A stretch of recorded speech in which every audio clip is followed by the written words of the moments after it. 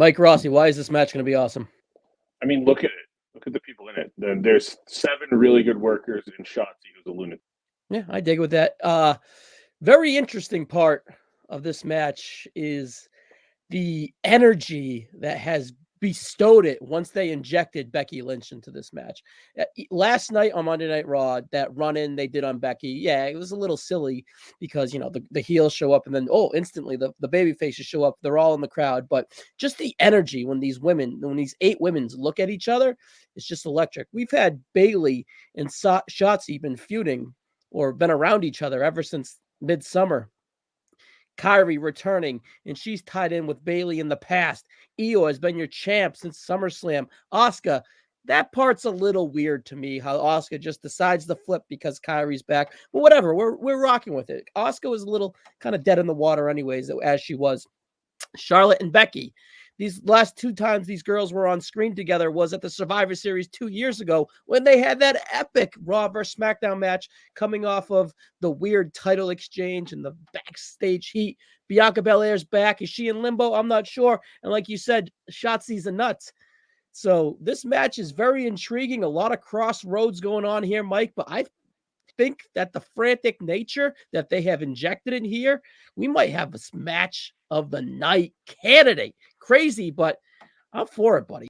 This should be the best women's WarGames ever. And I mean, and we covered one, or I covered one when we did the countdown. And looking at this, it's like, how is it bad? Because like Shotzi's the one you probably worry about the most, but she's going to be the one that's going to jump off the cage.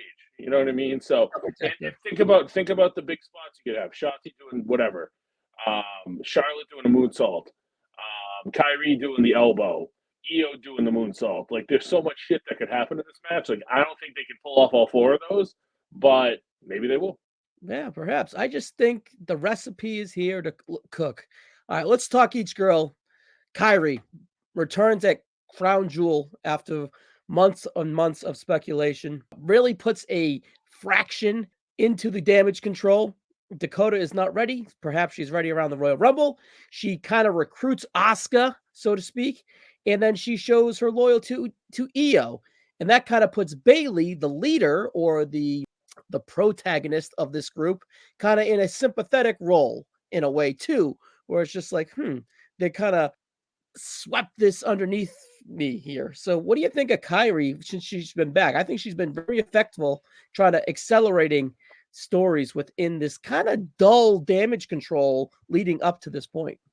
Right. It's been damage control needed it, and obviously that team's got its own friction that they'll have to resolve at some point. I'm assuming something will happen in this match that causes, Bayley makes a mistake, or, somebody else makes a mistake and Bayley bangs them, turns on them, and then it becomes 3-on-1 or 4-on-1, So there's really been good energy around damage control, and KAIRI's obviously been the cog of that. I mean, looking at it, KAIRI and Asuka being involved here is so cool, right? Like, there's somebody that, damage control really needed. IYO's been great. I think her championship run's been awesome, but Bayley's needed something.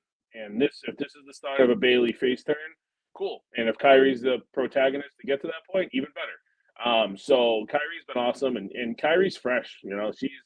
She's only worked like 12 or 13 matches this year, between Japan and her coming back over to the States, and most of them have been multi-person matches. So she's got bullets in the gun, we'll say here. So I would expect her to do something really nuts here and really just kind of reintroduce herself to the main roster and be somebody that they might be able to get behind. I mean, obviously, KAIRI and IYO's a big match they can do somewhere down the road, but leave them all as a team, kind of give them that Lucha Underground vibe, when they had that Dark Lotus trio going on over there.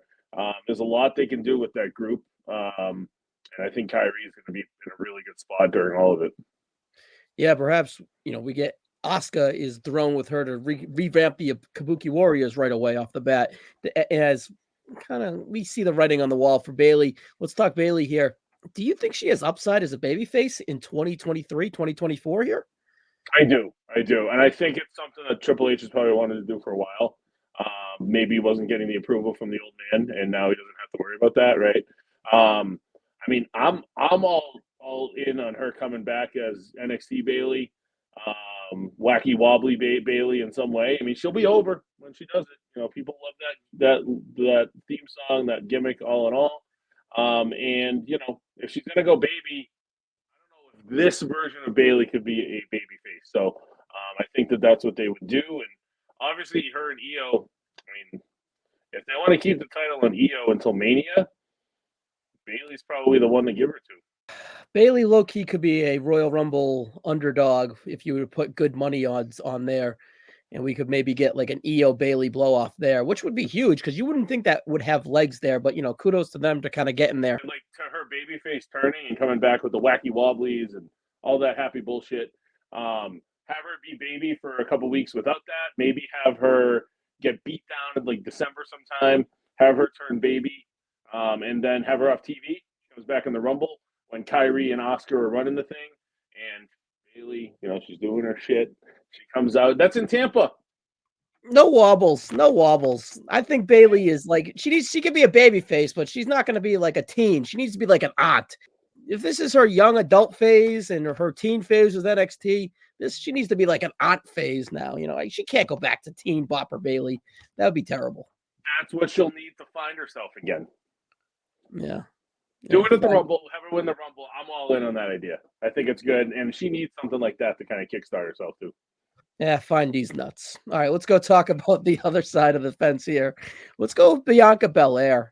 I think Bianca Belair is on a collision course with Charlotte Flair for a WrestleMania match. Perhaps not before we veer into that decision, do you know that all of Bianca Belair's babyface matches, all Bianca Belair's WrestleMania matches have been title matches? Do you know that all Charlotte Flair's WrestleMania matches have been title matches? I think it would be fitting if these girls locked up in a non-title match at WrestleMania, mano a mano, let's just go out there and have a classic.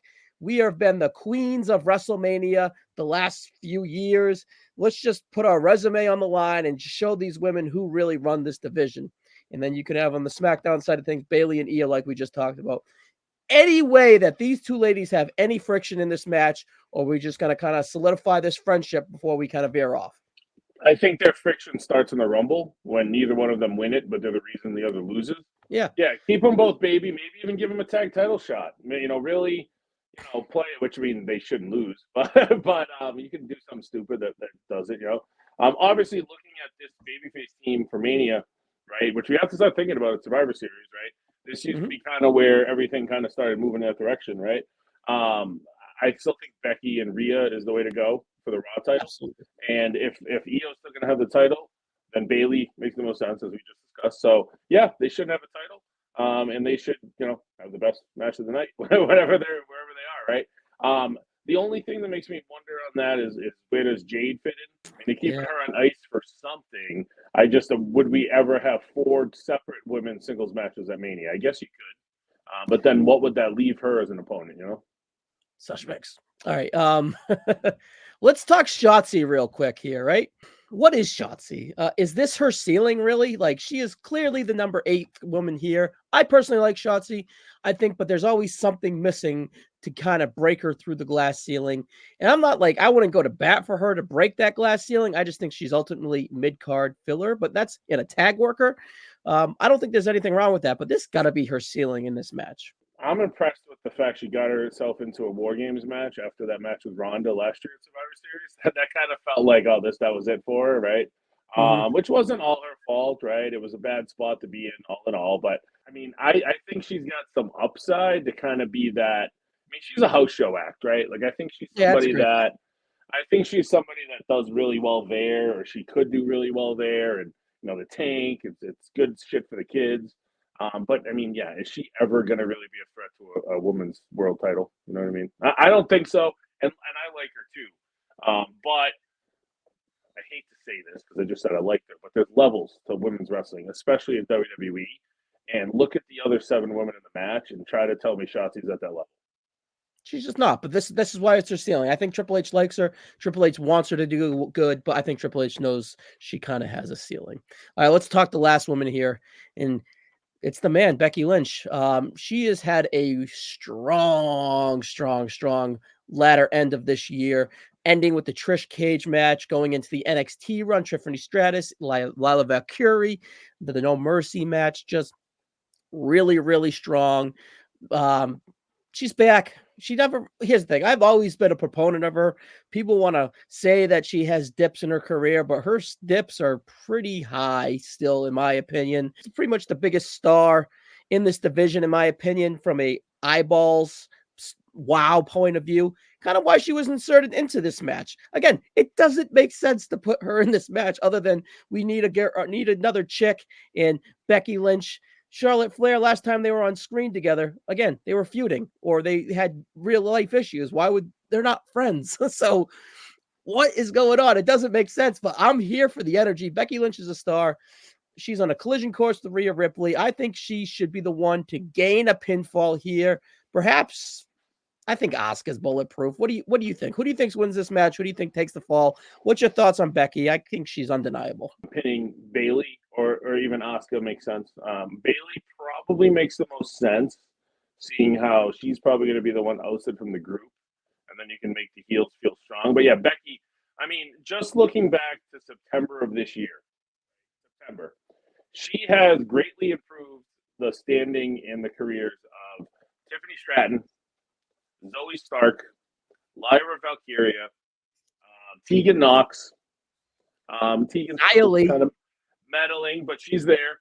And then now Xia Li. You know what I mean? Revamping Trish Stratus. That's all Becky. That shit doesn't happen without Becky. Becky's NXT run was awesome. That put everybody around her for that 2 or 3 month period just on another level. Stratton especially. And even though Stratton's kind of meddling in NXT now, she doesn't need to win the NXT title again. People know her next big moments will be in the main roster, right? So it just don't rush her to it. And she had an awesome pay-per-view match with Becky. Becky has been kind of in that elevate others stage of her career for the last 6 months while maintaining her being strong. Like her losing to Lyra didn't feel like something that hurt her, right? It was obviously somebody she probably handpicked to put over with the Irish ancestry and all that fun stuff. But then she goes right into this, right? She's in a little mini feud with Xia. She gets into that. Zaya's in a better spot. I mean, Xia, losing in NXT is going to obviously make that even, maybe tougher, but she put her there. Like, why did we care about Xia Li until she attacked Becky Lynch? So there's a lot more girls that she could probably elevate to that level.